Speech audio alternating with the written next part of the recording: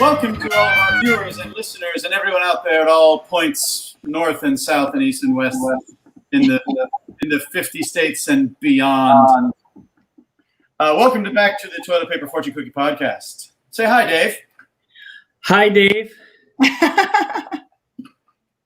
No, hey, everybody. Welcome to Toilet Paper Fortune Cookie, a podcast.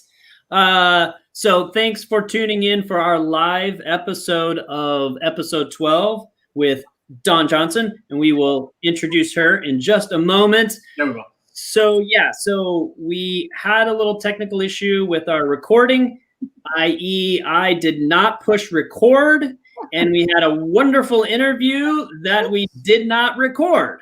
So this is what you get when you're dealing with amateurs. So our apologies to Dawn. And she was gracious enough to come back on for our live and go through all the wonderful things that we talked to her about the first time. So here we go again. Better the second time, right? I mean, now we rehearsed it. It was rehearsal. So welcome to Toilet Paper Fortune Cookie, Unorthodox Wisdom from an Unexpected Reality. Matt, just remind them a little bit of what that means. Oh, Dave, I would if I knew what it meant. Well, we keep coming up with that answer. That's the point, right? That is the point of what we're trying to do. We're trying to make our way through this crazy time, looking at the ways to improve our businesses, our strategies, to pivot when necessary, to come up with a new idea, the big idea, which is going to help move everybody forward. And boy, we're trying week after week. My God, I hope we're doing something somewhere and that somebody's getting something out of it. I hope you're enjoying what we're doing here, everybody. Really appreciate it. Well, we do have a nice, steady subscription going on YouTube, so please go out and subscribe on YouTube. And our audio podcast does really well, so this is also going to be on our audio podcast, and we'll keep that growing. So we're just going to go right into our interview with Dawn Johnson of Dawn Johnson State Farm Agency in Rock Hill, South Carolina. I have an incredible bio that she gave us that's unbelievable, and I've had to cut it down, so this will take me about 5 minutes to read it here. She is also a purpose-driven entrepreneur with her husband, Terry, starting the LT and Dawn Johnson True Colors Foundation, whose mission is to educate, empower, and encourage excellence in entrepreneurship. She is widely active in the Rock Hill leadership community, serving on the boards of numerous organizations and foundations. Most recently, and this is where we're really going to get into the meat of, she served as the chair of BELL, Black Economic Leadership League, which she was part of the creation of, which is awesome, that held a contest at the end of 2019, which awarded $100,000 to competing entrepreneurs in Rock Hill. Dawn has been recognized by numerous organizations, including State Farm Insurance Select Agent and Legion of Honor, City of Rock Hill Dream Keeper Award, York County Regional Chamber Small Business Achiever, 50 Most Influential Women in Charlotte. That was pretty cool by the Mecklenburg Times, and NAACP Visionary Leadership Award in 2018. So, Miss Johnson, my first question to you is, when do you ever sleep? Honestly. I don't. You get it in, right? You need a few hours and you get it in here or there. But, while you're awake and have energy, just try to get as much done as possible. I have 2 laptops, 2 phones. Just keep it moving. Well, we were talking backstage before the show of all the shows that you've seen. You and Matt were just geeking out on all the Broadway shows, and you said you hadn't seen Hamilton. And one of the key songs in Hamilton is "He Can't Stop." And I feel like looking at your bio and getting to know you more and more here in Rock Hill, you're like Hamilton. You just can't stop. There's just, you're running like you're running out of time, or writing like you're running out of time. Yeah, that's kind of how it feels every day. But you know what? I just feel I sleep. When I do sleep, I sleep well. Solid, at least getting a solid 4 hours, sometimes 6. On a really good once a month, getting about 8 snoozes, but 8 hours of sleep. But sleep. I gotta have a solid 8. I don't know how you do it, and I do a lot, and so I just that's all hats off to you. I do 7. I do about 7. I can get about 7. Feels about right. Yeah. Yeah. I'm also a champion napper. Ooh, I love naps. Never more than like 20 minutes. Otherwise, you're screwed. But Yeah. I'm a champion napper. I can do about 20 minutes. And as soon as I put my head down, out. Right. Yes. Because I'm really a 90-year-old old man. I hear that works. I love that nap just to switch off. I love that. And you're right, 20 minutes, 30. Mine's about 30, 35 minutes. Any longer than that, I feel bad when I get up. But you feel mad? 30, I feel your shirt. So let's talk a little bit, Don, about how the pandemic has affected your business, specifically your small business, because you run an agency. How did you guys manage through this? So that was, it was kind of crazy trying to figure out how to work remotely when you have clients coming in, calling in, and, we are connected. I'm a captive agent for a Fortune 50 insurance company. Therefore, we, all our data is on their servers. So to be able to, they have 19,000 agents across the United States. So for us to all have laptops, the agents plus their staff, and be at home was a huge undertaking. So we just worked around it the best that we could. We were gearing up as we knew the stay-at-home order was happening, and it still hasn't stopped. Just, trying to help our clients navigate. We had, quite a bit of clients who were just used to coming in and paying their bills, and trying to teach them new ways of paying online. And it was a crazy time. And then we're still, figuring some things out. We did some alternative payment arrangements. We're still figuring out, clients receive credits, they receive dividends. We're lowering our premiums. We have new safety gadgets that allow them to get a lower rate because they're driving less. So it's been just crazy, but we're figuring it out day by day, and it's all about our clients. So it's got to impact your bottom line. So how were you as a small business managing your employees? I mean, because you pay your employees directly. If you're taking in less premiums and less commissions, that's got to impact your bottom line. So how did you pilot through that? It was scary because we weren't sure with us kind of freezing billing going out, the company freezing billing because they didn't want clients to get canceled, which then would lead to, something going to the DMV, and it would just start a ball rolling. So we didn't know how that would impact us. So, even today, because we're spreading out their payments and pushing them back. But, it's been pretty consistent. The company's been great in terms of, trying to keep our pay as consistent as possible.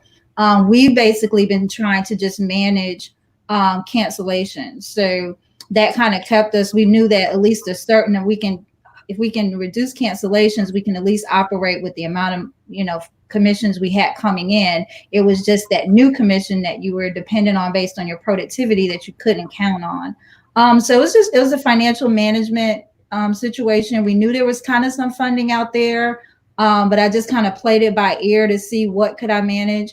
Trying to be a good financial steward and have money in reserve. It proved to be a good way of doing business. You just never knew, at home, as your personal finances, you kind of expect those unexpected things that you have a reserve for. In business, you just try to practice that as best as possible, not knowing what that unknown thing is. And the pandemic was that unknown thing. I was just going to tag onto that. That is something that Insignia has worked very, very hard to achieve, and we still don't have it, just so to be real honest. And that is having that rainy day fund, because in business, there's always something to spend money on. There's something always that happens is like, oh, we have to replace 10 computers. Great. There goes the reserve fund. Right. So, yep, it's a constant, and lessons learned, right? We figure it out. Yeah. Awesome. So let's talk through your transition to becoming a business owner. You worked for corporate America. You worked in the corporate office, and then you transitioned. And we talked a lot about those lessons that you learned. So kind of explain again, if you don't mind, how you transitioned in that, and what some of those big things that you realized, boy, it's really different on this side. Yes, absolutely. So when I started with this company right out of college. So I did an internship, went back to college to finish and get my degree, and then came back and started right out of college with this company. So it's all I know. I can talk your ear off about insurance, but only I think it's interesting. But so I'm passionate about the subject matter. I feel like I know it inside and out. I've seen the transition of how the company has grown and restructured and downsized, and watched the industry change from us not needing marketing to needing marketing to, being the big dog on the porch in the industry, and then have all these niche insurance marketers come out. So I've seen it all and felt very confident about owning my own agency and becoming a captive where I sell exclusively for this particular company. But what I didn't realize, I don't know, you just think that, okay, I guess someone who bakes cupcakes think everyone loves my cupcakes. I'm going to do great. I'm going to put a shingle up, say the best cupcakes in town, and people will just come. Right? If it was that easy, we'd all do it. Exactly. But you just don't think about all the little things, and especially being in corporate America. And I had, made my way into, high level position. I had, a team of analysts. We had an HR department, we had a training department, we had everything taken care of. So you just don't know what you don't know. I opened the agency, and sure, I can talk to anyone about insurance and can sell a policy in my sleep. But then, toilet paper runs out. Who goes to get that? Hiring people, you have to screen people. What are the qualifications? You realize, okay, just having interest in people isn't enough. Okay, they have to have a license. But screening people, and how many people you have to screen to get the right person, and then you think you have the right person, and then they're not the right person, and you got to figure out how do you let them go, and replacing them. I mean, that was such a huge awakening. I just thought, what, I've managed people. I'm a good manager of people. I know how to inspire and encourage, and that's just maybe 20% of that whole process. So that, I think, was the biggest awakening. It wasn't just about selling a product. It wasn't just about getting people to come in the door. It was about staffing and training and trying to duplicate yourself through other people to do things the way you want them done. And people are coming from all walks of life with all kinds of experiences. I had to train them. It wasn't as if, the company had its resources online, but I had to figure out, how do I get them that information? I need them to work 8 hours and sell policies, but I also need to figure out what they don't know and make sure they have time to train. And who's going to answer the phone while you're in training? I mean, it was just every day for years trying to figure out every aspect of running a business. And, I had my bruises and I had my challenges, and the taxes, how you're structured. I had 15 years in this industry before I opened my own agency, but no one teaches you how to run a business. Mm-hmm. And I don't know that anybody thinks about that in any realm, whether you make clothes or sell cakes. You don't think about what it takes to run a business. And I actually think that's probably 75% of being a small business owner is running the business. You have the knowledge down, or you never would have tried to be a business owner. Yeah. Dave and I we've been talking about this from the beginning of the podcast, is that so many people who have an entrepreneurial spirit or want to start a business from the smallest to the biggest are classic micromanagers, and we want to do everything ourselves. We want to take, and it's about, we talked with Jessica Michaels about this, about delegating, about the courage to delegate, so and then when you delegate, not to look over somebody's shoulder and make sure they know, they're doing it like you want them to do. Right. It's a really tough thing. Even running my own business, I'm a photographer, I'm a teacher, I'm a corporate trainer, but the business part of it is what you're developing. Because I had a very important person, Rich Blanche, tell me, you're not charging for your expertise, you're charging for your time. And that was such an interesting thing to wrap my head around. To say, oh, okay, my product is good. Your cakes are good. Your dresses you make are good. Your way to sell a policy is good. Where is all the value? What is costing you the most money is your time. So the running the business, selling your business is what actually ends up costing you the most per moment of what you're taking in. So it's an interesting perspective on any kind of entrepreneurial endeavor, is that very thing that you were talking about, going, I have to buy the toilet paper. I have to hire people. I have to fix my website. I have to update my website. I have to, all of those things. And it's, I find it to be exciting, but also I'd rather shoot pictures. Right. I want to go out and I want to shoot pictures. Right. I don't want to run the business. I want to go shoot pictures. So it's that combination of both. I think it's, but you do have to learn how to do both for sure. Yeah. The analogy I try to give my team with them understanding my role, because sometimes their thoughts is, oh, well, people just want to talk to you. It's like, okay, but your job is to make them understand and feel that they don't really have to talk to me. I love my clients and but I can't talk to every single one of them. I have 5 of you for that. So let my time be spent with the things that you cannot do. So I'm the meet and greet. I check with them afterwards to see, hey, everything go okay? What didn't go right? I'm kind of the closer, and the person who makes sure that they stay happy and they got what they needed, but I need you to do all the other stuff. And so it's that piece too, helping them feel empowered, and that just because their name isn't on a door, that they are just as important, and convincing clients that what you're talking about, and just as much as I know when it comes to, completing an application and making sure you understand what you have.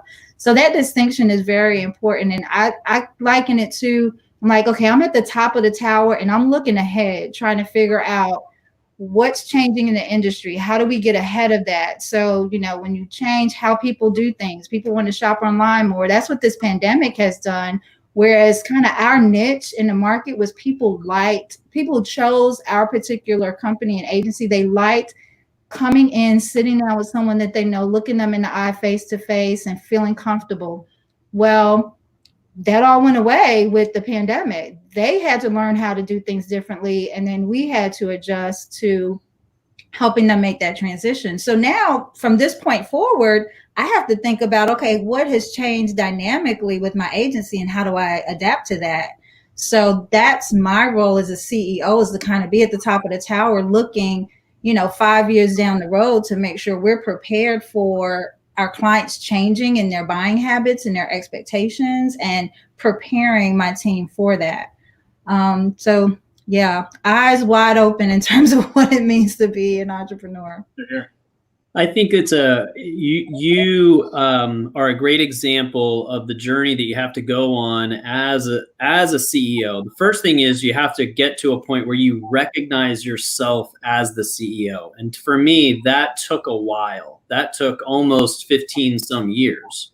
Mm-hmm. And it's something that you can't describe to somebody who hasn't gone through that journey, because it is a feather balance between the ego of I'm a CEO and you should do everything I tell you to do, versus people you surround yourself with going, he needs to be focused on these things, so I need to be focused on these things. And I'm telling you, it's a feather balance, because you can get into a situation where you're trying to help an employee help you, and you're trying to help the employee grow as a person. And it's this cycle that's either goes up and it's wonderful and you both are lifted up, or it's horrific. And it's the cycle that eventually ends up with, yeah, you need to leave. I commend you because good CEOs understand that you do need to be at the top of the tower. There's nothing wrong with that. It's no apology. It's what helps the organization grow. But then there's some weird ego in that. It's like, don't bother me with that subject because I need to be looking out the tower. So it's a balance. It really is. And I think I love watching people grow and develop. So that's really why I became, because even that's my feeling with my clients. To me, it's not just about selling them a product. It's about educating you about why you need insurance and all of your options and helping you make informed decisions. So I come from a place of education from what I do for my clients as well as what I do for my team members. And I call it, I had a hard time with, because I love people. I love people. And when I hire people, I typically have fallen in love with them. Like it's something that you little said that just excited me. And I'm like, oh, come work for me. And then you realize, oh, you don't have everything. So that was the most difficult part, because I could just send someone to HR when I was in corporate America and they would figure out, what needed to happen or give me instruction or guidance on, okay, did you take them through training? Did you take them through this? Did you write this letter? Did you outline what they did and didn't do? I mean, they took you step by step.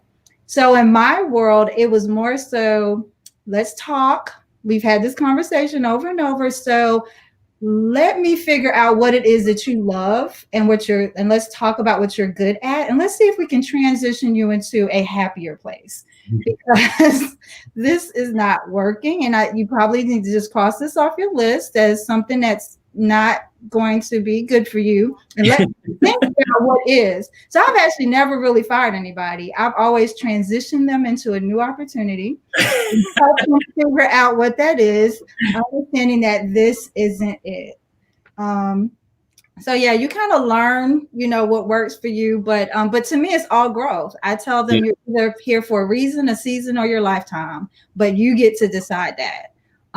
So hopefully they all walk away with something learned about themselves. And that's my goal for them, that you learned something through this experience and it wasn't totally a wash. And, I think I shared with you that I just looked at my Sure Payroll account, and you keep track of all the employees you've ever had. I'm approaching being in this business for 15 years and I've had 45 employees. And, it's that reason, season, lifetime thing. So I realized over the time to get to the core 5 that I have now, I basically every year went through 4 people and kept 1. And then, through even that period, some people either retired or they decided to do something different, but, they worked. And so that's kind of become my ratio. So I kind of know what to expect now. And actually I'm doing a new project called the 60-Day Career, which is kind of a faster way of figuring out for me and the other person whether this opportunity is for them or not. So wow. I love that. We're always being creative on how can I lessen the expense, because that's an expensive process.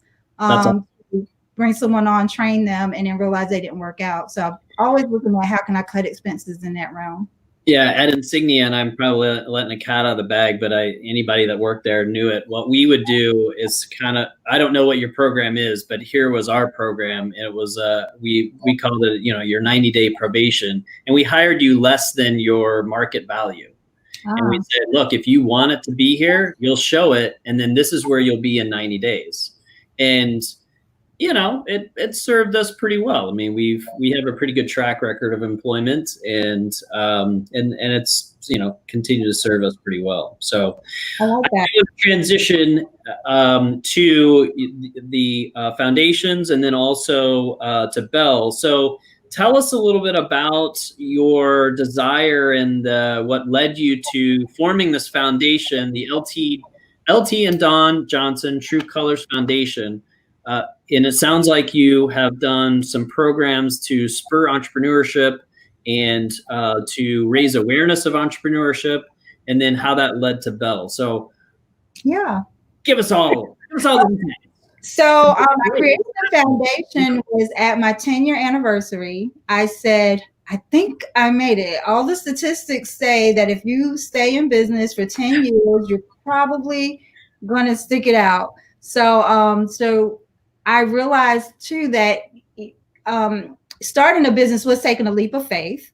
And in my consulting with my clients, I realized that everyone has a dream. Like most people, if they're working a 9-to-5, they typically have a dream of something that they're passionate about.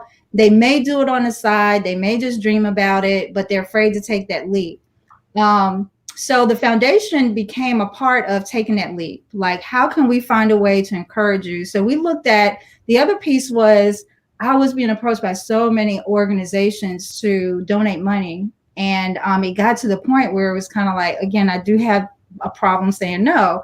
So I was trying to figure out, how can I make this an easier process of figuring out what companies to donate money to? And how can I didn't want to just write a check. I'm like, how can we have a strategic partnership? So when I give you this money, I kind of feel good about what the end result is. And there's some alignment between what I'm passionate about and what you're passionate about.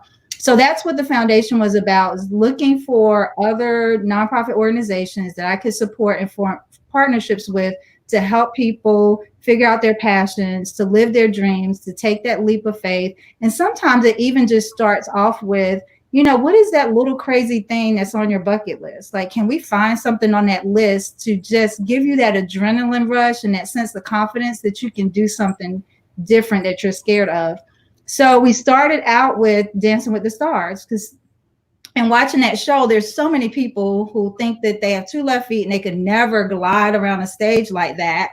So we, yeah, right. So we started out doing our initial inaugural program called Dancing with the Stars. And so it was encouraging people to take dance lessons, which we would actually partner with them in the cost of taking the dance lessons. And then they would actually, if they won money, they were dancing for their nonprofit organization. So that was a way of being selective. Like, if you're passionate enough about your nonprofit organization and you think our goals align, then if dancing is something that's on your bucket list, let's do this. Amazing. So they had the opportunity to win anywhere from $1,000 up to $6,000, and we would pick 4 winners to donate to their nonprofits. So that was kind of our way of showing, taking that leap, getting people to have that adrenaline rush, giving money to nonprofits, aligning passion, and stirring up kind of that gift.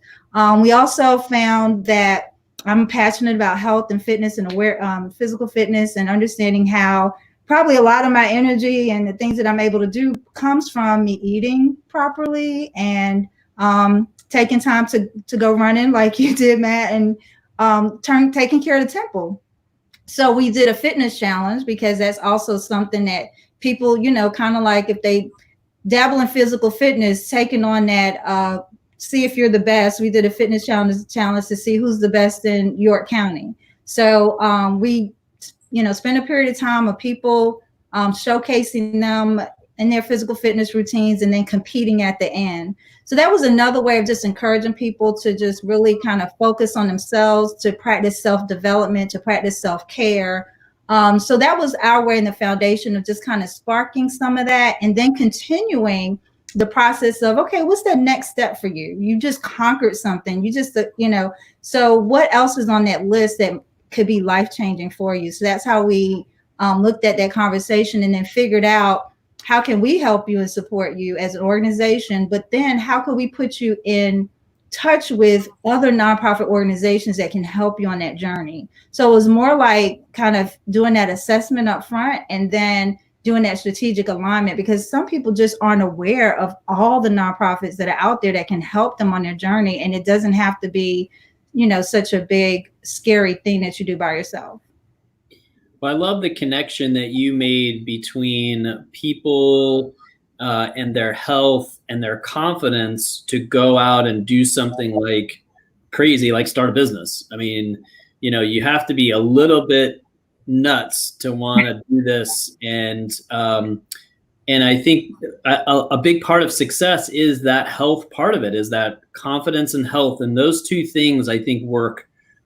They're so connected. Your confidence is so connected to your health and well-being, that I think that to make that connection and make that part of what you sought out as beginning pieces of entrepreneurship is awesome, and it's fantastic.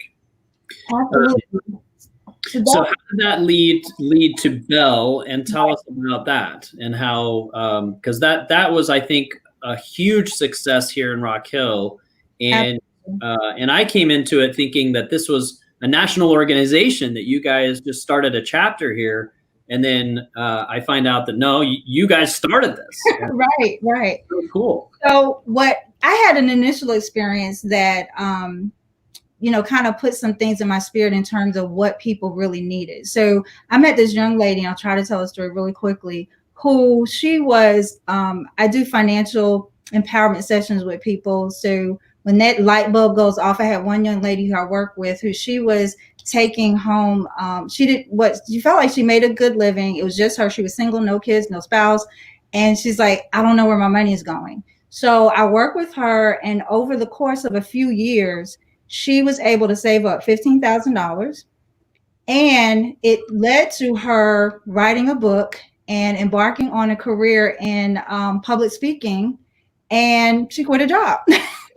So it's kind of like, wow, this financial empowerment thing can lead to some things. So then she recommended someone else to me, and this young lady, she was working, making $10 an hour. We did her budget, again, single, no kids. She was actually living with a parent. And when we did her budget, literally she had $1 left over. And she was young. She was only 20. And she had kind of resigned to, this is my life. Like, I work in a pediatric office. I made $10 an hour. I guess this is where I'm going to be in life. So it's kind of like, okay, well, let's talk about this a little bit. So it took her through the process of, is there another role you can have in this office that will get you more income? So she went back, did her research, and said, oh yeah, they said if I got this certification, I can do this. So I was like, okay, well, let's research York Tech and see what it would take for you to get the certification. Went to York Tech. They told her there's this program she didn't have to pay for, got the certification. She was able to increase her income. But while she was doing that, she wanted to move out on her own. It's like, okay, well, you're off on Wednesdays, you're off on Saturdays and Sundays. How about you get another job so you can actually build up some money in your account? So came back in 2 weeks, I got a job at Food Lion, started saving that money. Then it's like, okay, what else do you like to do? Well, I like to sing. I love kids. Okay, you need to babysit. You need to hire yourself out to sing at funerals and weddings. And so it's like, tap into all of your talents. So she did all these things. She saved up money. She moved out, got her own apartment. We worked on her budget. Now she continued her career, her education at York Tech. She's a registered nurse. She works at the hospital. I mean, phenomenal story, right? Holy cow. It's like, okay, there's something here. Like, people just need guidance. Like, they need someone to ask them questions and point them in the right direction. So then when the mayor mentioned, well, first we had one situation where Knowledge Park was being developed, and David Warner, who runs the technology incubator, he was saying, okay, I'm having some challenges finding, diversity, finding African Americans who want to own their own business and coming into the technology incubator. So we put together a group of people. The David Warner actually knew some business owners who were African American. He pulled us all together and said, hey, can you help me solve this problem? I'm a part of this Knowledge Park action team, and I want to figure out how we can be more inclusive and diverse, and can y'all help me with this piece? So we came together, we helped them, gave them some wording, some action items to put in the Knowledge Park action plan.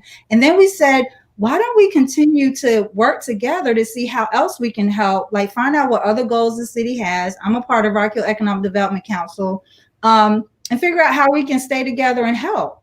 So we formed an organization, called it BELL, the Black Economic Leadership League. And then we just kind of said, anyone who was looking to solve diversity issues and challenges, we want to help you. We focused on business development, workforce development, education, leadership development, and training. That's our four goals. So the mayor at his breakfast said that he had been working with some people in the community. He said, we just happened to be some folks, and I think Greg Rutherford said, we have all these companies who want to hire people, but they need to take these certifications. So if we can just get all these folks who are working in fast food, making minimum wage, to take a certification course that, they only have to go to school for like 6 months, maybe 18 months max, they can get jobs making at least $30,000 a year.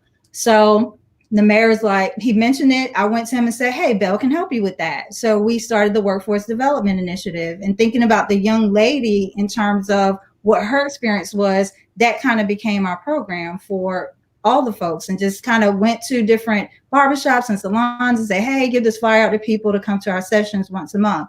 So then circling back to David Warner, as the VMS was the venture mentoring services where they were opening up their opportunity to mentor businesses, he, you know, again, was saying he needed some help. So it was like, we can help you. So I went around to all the people in all these different networks that we were involved in and say, hey, who wants to try to own their own business?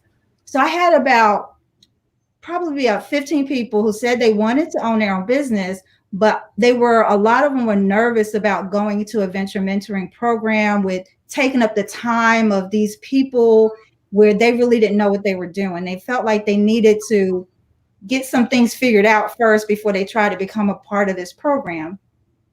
So I said, you know, David, maybe I can do something like a minor leagues. Like, you know, folks, they're, you know, in a community, they only see one way of starting a business, and it's typically a mom and pop stature. Like, I open my doors, keep expenses low, maybe hire my daughter or my cousin to work with me, and they just keep it at that level. So I said, let me do something, you know, to kind of create a minor leagues to get more people lined up to be prospects for VMS. So as I was formulating that program, all I did was think about what did I need to know before I started my business to avoid some of the mistakes, a lot of the mistakes that I made. So that kind of became the premise of the program. Also, like, what books motivated me, what movies did I watch that made me think that I could actually run a business. So that became the crux of the boot camp. I was talking with another leader in town, Lee Gardner, just met him at an event, told him what I was doing. He's like, I want to help. I want to be a part. It's like, okay, great.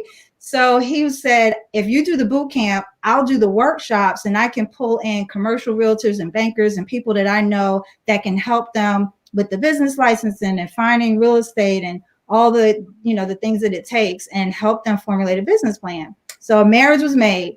Then he introduced me to J.M. Cope, and he said, J.M. Cope, Andrew with J.M. Cope Construction, he likes doing philanthropic things. So let's talk to him about what we're trying to do. So met with Andrew, and he said, you know, long and short of it, I love the idea. How much do you need? And I'm like, I really didn't think about, you know, how much money we would need. He's like, $100,000 due.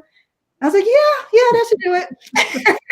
It's like, so now I went back to the team, like, okay, what do we do with $100,000? Like, we just thought about having this grassroots program. So then Andrew did this X Prize thing. It's a national program that he was familiar with, that he just loved the concept. So we're like, okay, well, we'll develop this competition. So if we did an interest meeting, told them about the program, told them that they could win some portion of the $100,000, and we had 70 people say that they were interested. Mm-hmm. Yeah. Okay, how do we accommodate 70 people? So then we formulated the boot camp. Was pretty intense. They had to come every other week for it was a total of 6 sessions over the course of about 12 weeks, and they had to read a book every other week. So those who could take on that challenge and wanted to participate, it ended up being about 40. That was the best experience I've ever had in my life. Mm-hmm. 40 people in a room every Tuesday night from 6 to 10 who all are, you know how entrepreneurs are. So there's this synergy and this energy, and everybody has great ideas, and we're just like learning from each other. Through, you know, it's a structured process that we went through, but just the engagement was just off the charts. We just could not imagine people coming somewhere after work and sitting for 4 hours and listening to other people and engaging with other people. But it was just one of the best experiences I've ever had in life. So out of those 40, 26 says, I think I have a great idea, or I already have a business that I want to take to the next level. And they wanted to do the workshops to create a business plan, because some people were in their business already and didn't even have a business plan. Yeah. So we worked with them, talked about, you know, you're only going to get a portion of this money. So you got to think about how do you fund the other needs that you have in this business. So teaching them about forming banking relationships and helping the bank understand, you know, how they're going to use the funds that they win, plus the other funds that they were going to need how to leverage the money that they might win to get a loan or to get a line of credit. So we taught about all of those things. So out of the 26 that did the workshop, about 12 of them decided to actually pitch to do an actual pitch, kind of a Shark Tank type of experience to win the money. So out of that 12, we selected 4 winners, and they won anywhere from $18,000 to, one person won $18,000, another won $25,000, another $30,000. Trying to remember the other, whatever the balance is, $20,000. But yeah, so that was the experience. Amazing. And the companies that came out of that, they have pivoted in all of this situation as well. They've been able to maneuver, and I think having that because this was all awarded at the end of 2019, so all of them were coming into this year 2020, really engaged, really focused on achieving their goals, and then boom, we all get nailed. So it's not anything special that they had to go through, but yet all of them, I'm sure, are being able to pivot. Tell us about the one company that pivoted I think the most in the example where they were an embroidery company. Tell us a little bit about them.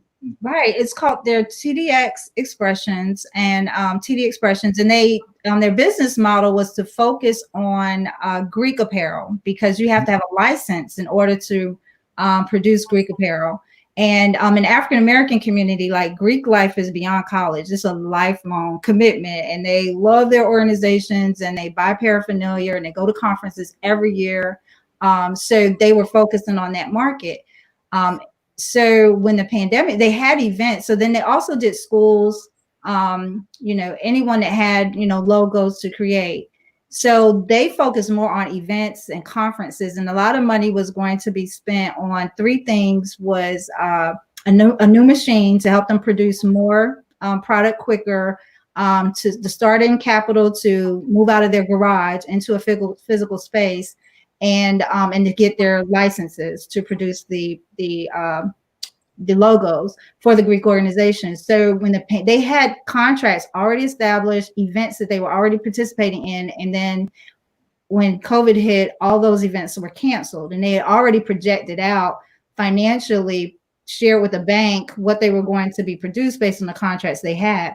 They immediately were able to pivot into making masks, and embroidered masks with logos on them, which again can include the Greek community.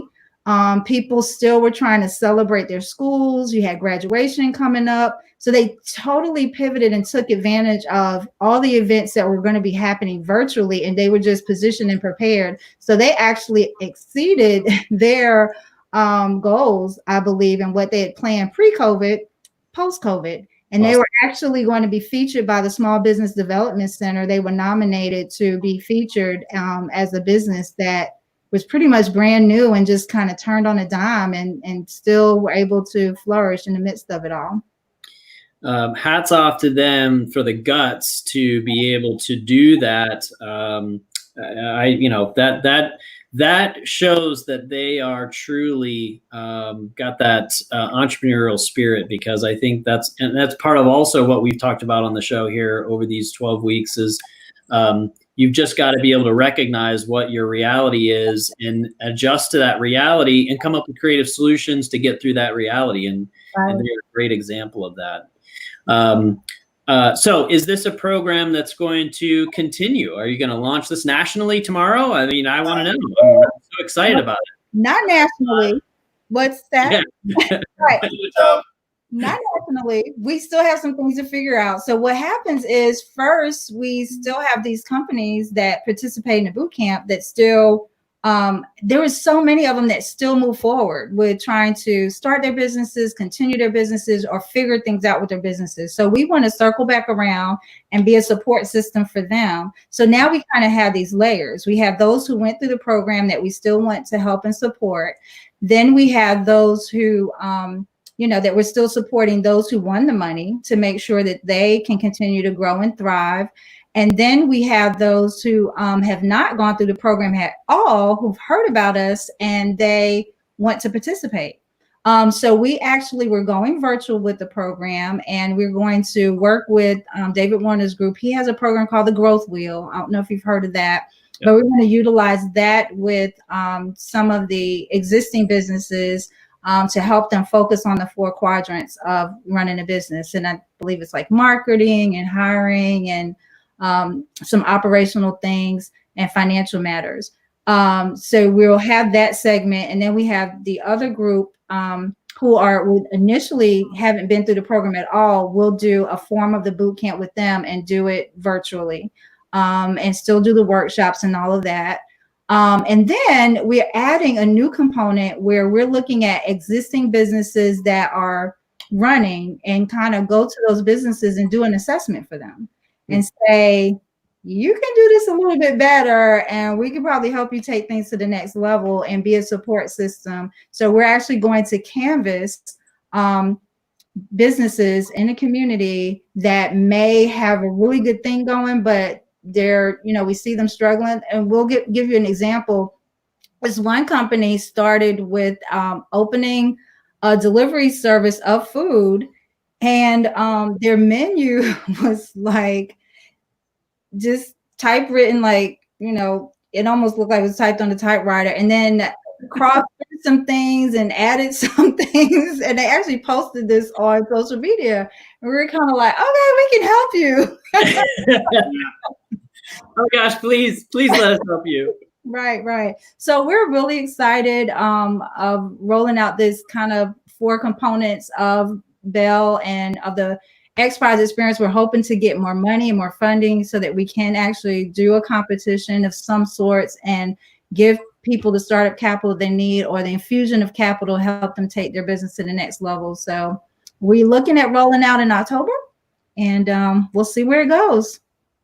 Awesome. Well, Dawn, it's been a pleasure to have you on the show. Twice. We know that twice. We know that you've got another important call right at the top of the hour. So we're going to wrap up the show, so it gives you time to take a deep breath and then right into your next call.